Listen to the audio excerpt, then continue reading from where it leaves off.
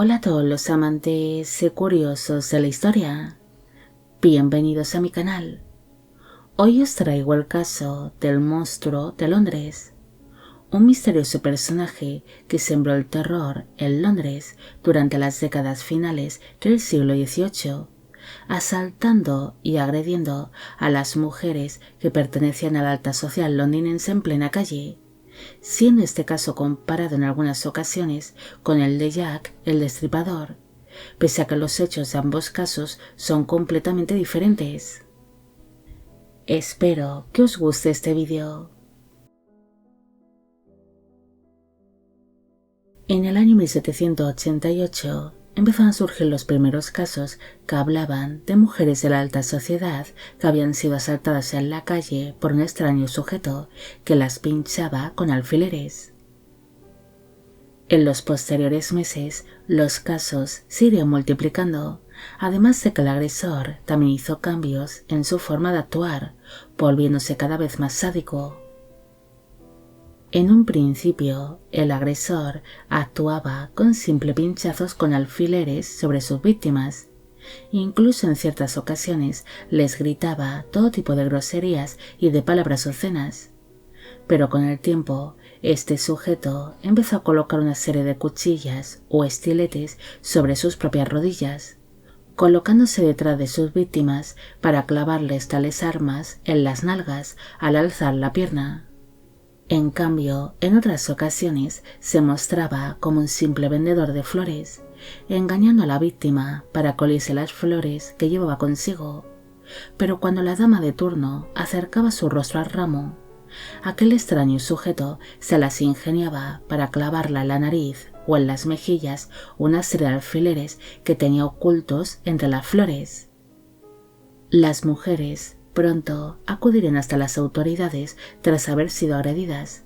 Algunas de ellas solo presentaban sus ropajes rasgados a causa de las cuchillas o los estiletes. En cambio, otras presentaban heridas superficiales. Pronto, aquellos casos llegaron hasta la prensa, la cual apodó rápidamente al agresor como el monstruo de Londres. Las autoridades no tardaron en tomar nota de las supuestas descripciones del asaltante, aunque en ciertas ocasiones éstas no encajaban con las de otras víctimas. Pero aún así se desplegó una serie de policías por las calles de Londres para buscar a este sujeto, especialmente en los puntos donde habían sucedido ya algunos de los asaltos.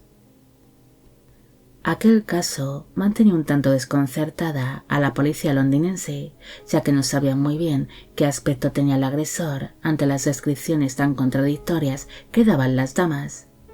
Por ello, se empezó a detener a cualquier hombre que pasase por la calle y que fuese considerado sospechoso por las autoridades, ya fuese por su forma de vestir, por sus gestos, su manera de andar o simplemente por llevar un ramo de flores consigo.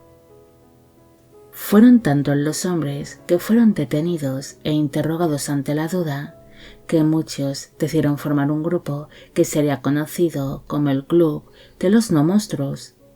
Incluso llevaron insignias en la ropa y a la vista de todos, para evitar ser de nuevo confundidos con aquel misterioso agresor.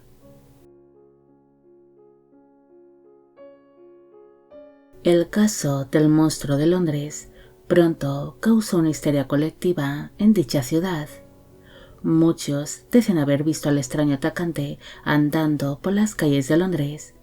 Incluso en ciertas ocasiones se anunciaba a la vez la presencia de este sujeto en varios puntos distintos de la ciudad. También surgieron numerosas mujeres que decían haber sido atacadas por el monstruo, ya que al atacar solo a mujeres de la alta sociedad y de cierta belleza, muchas fingían haber sido atacadas como muestra de su buena posición o su buena presencia.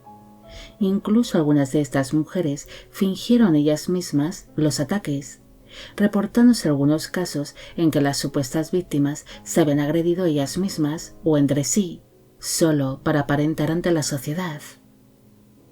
Aquel gran número de denuncias falsas, la cantidad de descripciones contradictorias y la histeria colectiva ocasionó que la policía estuviese cada vez más perdida con este caso, algo que provocó que los londinenses se mostrasen muy descontentos con las autoridades. Incluso algunos hombres bien posicionados llegan a ofrecer algunas recompensas por la detención del monstruo de Londres, pensando que así motivaría a la policía y a los ciudadanos a actuar, surgiendo una serie de patrullas civiles que recorrerían las calles de Londres a distintas horas del día y de la noche. Es más, uno de estos hombres, John Julius Angerstein, un filántropo e importante hombre de negocios, ofrecería 100 libras por la captura del monstruo. Según iban pasando los meses, el pánico y el caos se fueron apoderando de las calles de Londres. Algunas de estas patrullas de civiles llegan a detener o incluso agredir a hombres que no tenían nada que ver con el caso y que eran confundidos con el monstruo. Incluso algunos ladrones se hacían pasar por el extraño atacante. Estos asaltaban a las mujeres en plena calle o en sus domicilios, forzándolas a entregarles algo de valor a cambio de no ser agredidas.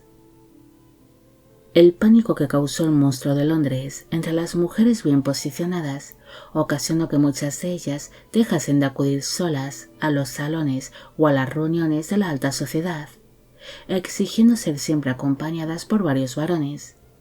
Incluso las más valientes, que se arriesgaban a salir solas de sus casas, se ponían sartenes o cacerolas de cobre ocultas bajo las enaguas, para evitar que sus nalgas fuesen apuñaladas en el caso de ser asaltadas.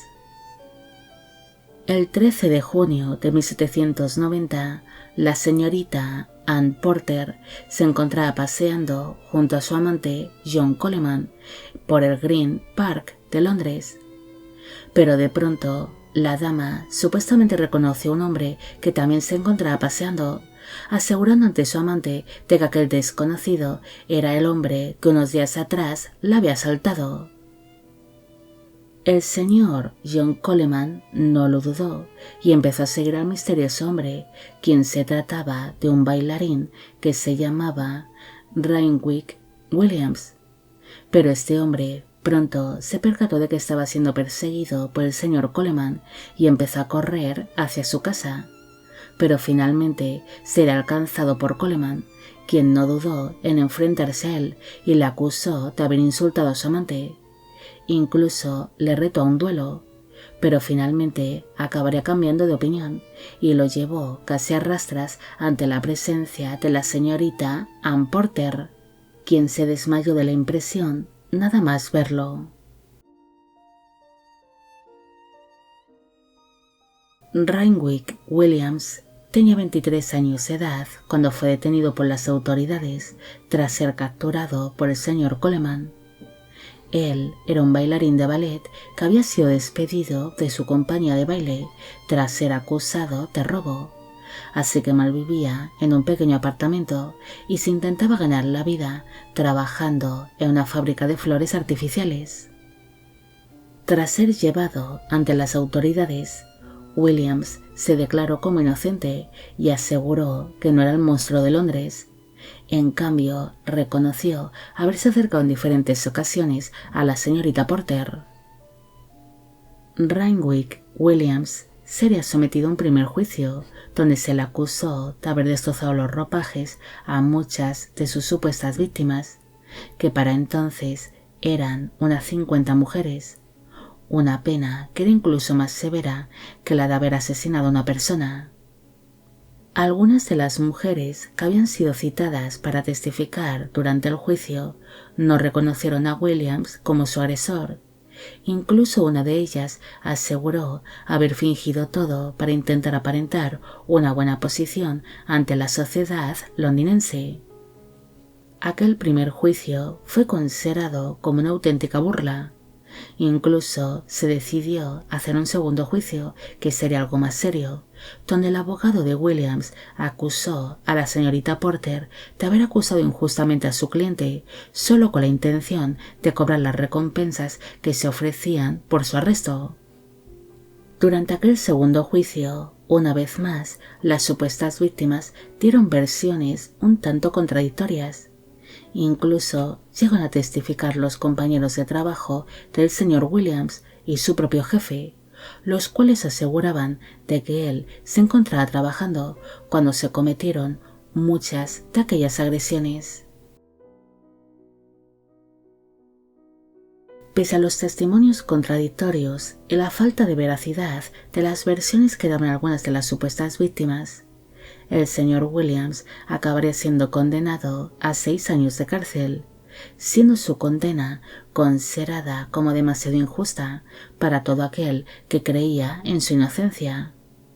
Es más, algunos historiadores modernos creen que en verdad él fue un chivo expiatorio y que el verdadero agresor nunca recibió castigo alguno, algo que hace pensar de que tal vez tuviese cierta influencia o que fuese un hombre bien posicionado. Durante el tiempo que permaneció Williams en prisión, se reportaron algunas denuncias de mujeres que habían sido asaltadas y agredidas en la calle por el monstruo de Londres, ya fuese por algún imitador o por el verdadero monstruo, que seguía en libertad. Pero con el paso de los años, aquellas denuncias cada vez irían a menos y finalmente cayó en el olvido. Pero 100 años después volvió a surgir el recuerdo del monstruo, cuando surgió en Londres el conocido asesino en serie, Jack el Destripador, siendo ambos casos comparados en muchas ocasiones. Algunos historiadores creen que realmente el monstruo de Londres nunca existió, siendo solamente una invención de la prensa y de la histeria colectiva. Bueno amigos, llegamos al final de la historia del monstruo de Londres. Espero que os haya gustado esta historia. Como siempre, agradeceros todo el apoyo que recibe el canal. Mil gracias por ver los vídeos que voy realizando y quisiera agradeceros de corazón el que forméis parte de Biopic Channel. Hoy me gustaría saber qué os ha parecido esta historia y quisiera saber si conocéis más casos de agresores o asesinos que, como el monstruo de Londres o Jack el Destripador, causaron una gran histeria colectiva. Y con esto me despido. Hasta la próxima.